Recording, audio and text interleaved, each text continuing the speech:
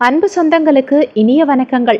இன்றைய பதிவில் அசுரர்களை வதம் செய்வதற்காக உருவான சப்த கன்னிகைகள் யார் யாரு, அவங்களுடைய பிறப்பை பற்றியும் அதில் மிக முக்கியமான அதிக சக்தி வாய்ந்த வராகி அம்மனுடைய வரலாறை பற்றியும், எதிரிகளை அழிக்கும் வராகி அம்மனை எப்படி நாம முறைப்படி வழிபாடு செய்யணும், அவங்கள வழிபாடு செய்யறதுனால எந்த மாதிரியான பலன்கள் எல்லாம் நமக்கு கிடைக்கும், ராஜராஜ சோழனுடைய ஒவ்வொரு வெற்றிக்குமே வராகி அம்மன் தான் முக்கியமான ஒரு காரணமா இருந்தாங்களாம். அவருடைய இஷ்ட தெய்வமே வராகி அம்மன் தானா.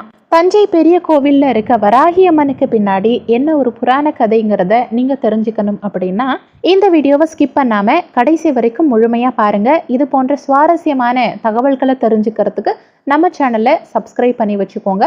முதல்ல யார் இந்த சப்த கன்னியர்கள்ங்கிறத தெரிஞ்சுக்கலாம். நவகிரகங்கள் உருவாகிறதுக்கு முன்னாடியே தோன்றினவங்க தான் இந்த சப்த கன்னியர்கள். சப்த அப்படின்னா ஏழு கடவுளுடைய அம்சமா உருவானவங்க தான் இந்த 7 கன்னி பெண்களும்.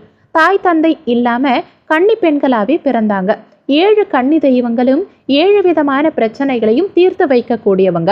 முன்னொரு காலத்துல சும்பன் நிசம்பன்கிற 2 அரக்கர்கள் பிரம்மதேவன் கிட்ட எங்களுடைய மரணம் ஒரு பெண்ணால தான் நடக்கணும், கருவில் உருவாகாத கன்னி பெண்ணால தான் நடக்கணும் அப்படின்னு பெண்ணை துச்சமா நினைச்சு அப்படி ஒரு வரத்தை கேட்பாங்க.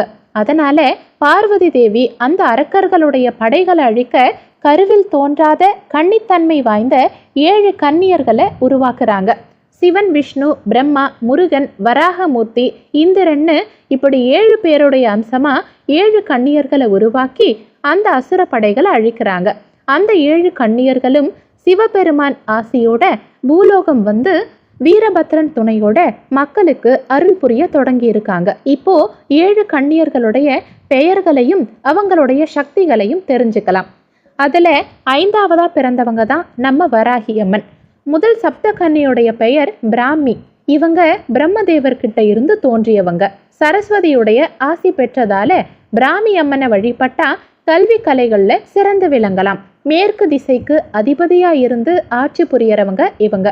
மூத்த சகோதரியா பிறந்ததால தோல் வியாதிகளை தீர்த்து வைக்கும் சக்தி இந்த பிராமி அம்மனுக்கு இருக்குமா.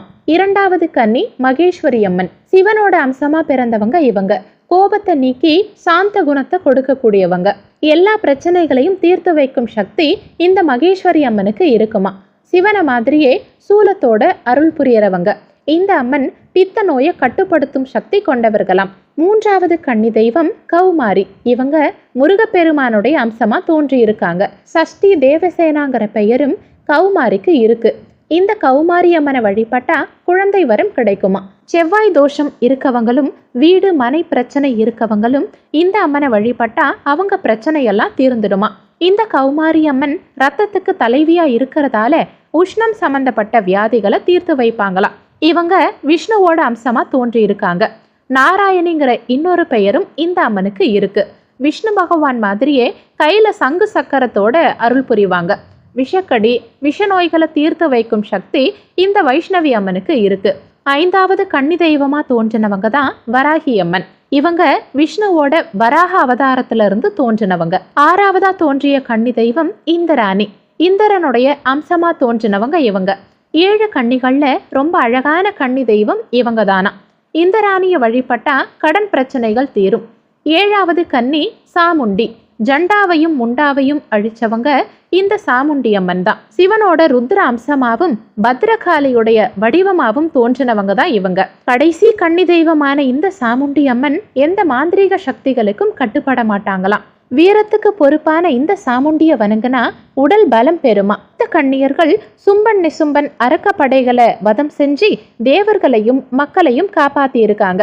கோவிலே இல்லாத கிராமங்கள்ல கூட ஆதியில் தோன்றின இந்த 7 கன்னிமார்களையும் தான் தெய்வமா வழிபட்டு வந்திருக்காங்க. அதுல மிக சக்தி வாய்ந்த பன்றியின் முகம் கொண்ட வராகி அம்மனை பத்தி இப்போ பார்க்கலாம். சப்த கன்னிகைகள்ல 5வது கன்னி தெய்வம் தான் நம்ம வராகி அம்மன். வராகமூர்த்தியுடைய அம்சமா பன்றி முகத்தோட தோன்றி பார்வதி தேவியின் ஒட்டுமொத்த படைகளுக்கும் படை தளபதியா இவங்க இருந்திருக்காங்க. காட்டு பன்றி உருவம் எடுத்ததாலையும் ஆக்ரோஷமான முகம் கொண்டதாலையும் சிலர் அம்மனை வழிபட தயங்குவாங்களாம். வராக அவதாரத்திலையும் விஷ்ணு சாதாரண பன்றியா இல்லாம காட்டு பன்றி உருவம் தான் எடுத்திருக்காரு.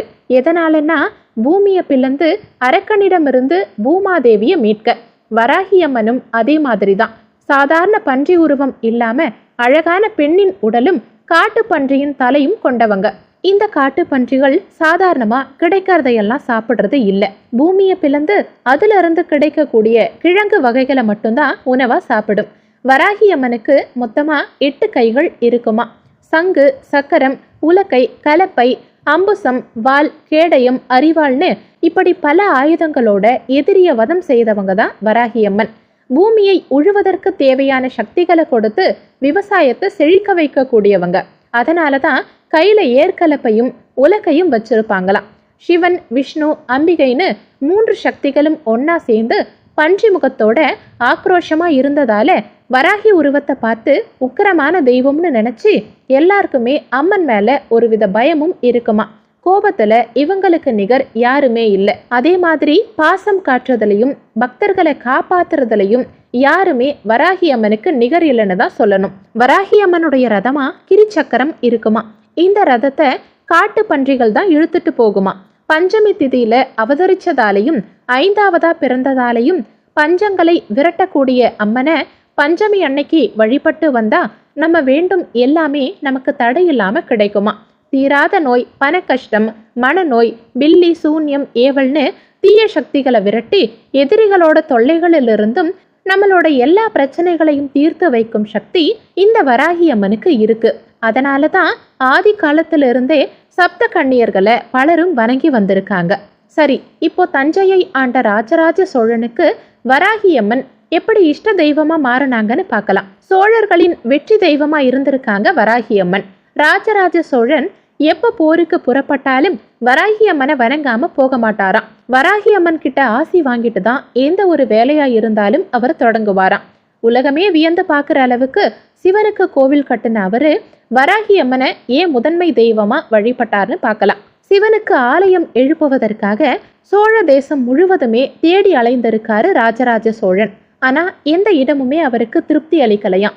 ரொம்ப கவலையோட இருந்த ராஜராஜ சோழன் கனவுல வந்த வராகி அம்மன், நாளை உனக்கு நானே எந்த இடத்துல ஆலயம் எழுப்புறது அப்படின்னு காட்டுறேன் அப்படின்னு சொல்லியிருக்காங்க. அதே மாதிரி மறுநாள் ராஜராஜ சோழன் உலா வரும்போது ஒரு பன்றி கோவில் கட்ட வேண்டிய இடத்துல பாதத்தால நிலத்துல கீறிச்சான். வராகி அம்மன் சொன்ன மாதிரியே ஆலயம் எழுப்ப வேண்டிய இடத்தை காட்டி கொடுத்ததால தஞ்சாவூர் பெரிய கோவில்ல வராகி அம்மனுக்கு தனி சன்னதி ராஜராஜ சோழன் கட்டினாரு.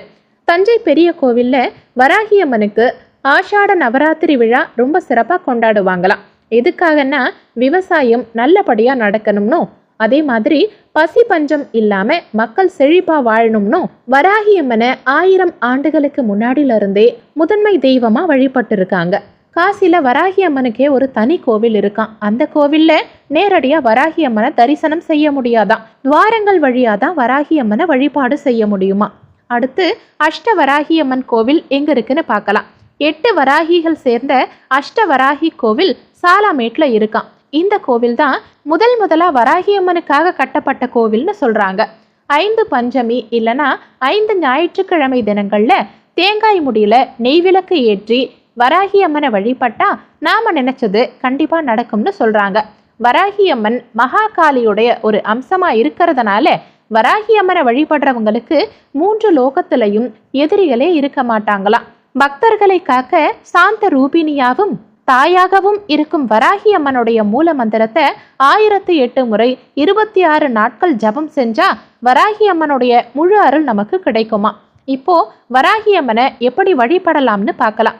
வாழை இலை விரிச்சு அதுல பச்சரிசி கொட்டி ஒரு தேங்காயை 2ஆ உடைச்சி அதுல இழுப்பெண்ணெய் ஊற்றி சிவப்பு திரி போட்டு விளக்கேற்றிட்டு வந்தா நமக்கு இருக்கக்கூடிய எப்படிப்பட்ட கஷ்டமா இருந்தாலும் இந்த பரிகாரத்தை செஞ்சுட்டு வந்தா எல்லா கஷ்டங்களும் சரியாகிடுமாம். இந்த பரிகாரத்தை வராகி அம்மன் கோவில்லையும் செய்யலாம், இல்லனா வீட்லயே அம்மனுடைய போட்டோ வச்சு அது முன்னாடி கூட செய்யலாம். வராகி அம்மனுக்கு சிவப்பு நிறம்னா ரொம்ப பிடிக்குமா. அதனால சிவப்பு தாமரை, சிவப்பு அரளிப்பூன்னு பஞ்சமி அன்னைக்கு வராகி அம்மனுக்கு இந்த பூவையெல்லாம் போட்டு வணங்குறது ரொம்ப நல்லது. வராகி அம்மன் மூல மந்திரம், காயத்ரி மந்திரம் 108 1008 மந்திரங்கள் சொல்லி பூண்டு கலந்து தோல் நீக்கப்படாத உளுந்து வடை, நவதானிய அடை, மிளகு சேர்த்த வடை, வெண்ணெய் நீக்காத தயிர் சாதம், நவதானிய அடை தோசைன்னு இப்படி பல உணவுப் பொருட்களை வராகி அம்மனுக்கு பிரசாதமா படைக்கலாம். ஞாயிற்றுக்கிழமை தினங்கள்ல வராகி அம்மனை வழிபட்டா உடல் நோய்கள் எல்லாம் தீருமா. திங்கட்கிழமையில வழிபட்டா மனநல பாதிப்புகள் எல்லாம் நீங்குமா. வீடு நிலம் தொடர்பான பிரச்சனைகள் எல்லாம் தீர செவ்வாய்க்கிழமையில வராகி அம்மனை வணங்கலாம். கடன் தொல்லை தீரணும் அப்படின்னா புதன்கிழமையிலையும், குழந்தை பேரு கல்வியில சிறந்து விளங்க வியாழக்கிழமையிலையும், வெள்ளிக்கிழமை வழிபட்டா நினைத்த காரியமெல்லாம் நடக்கும்னு சொல்றாங்க.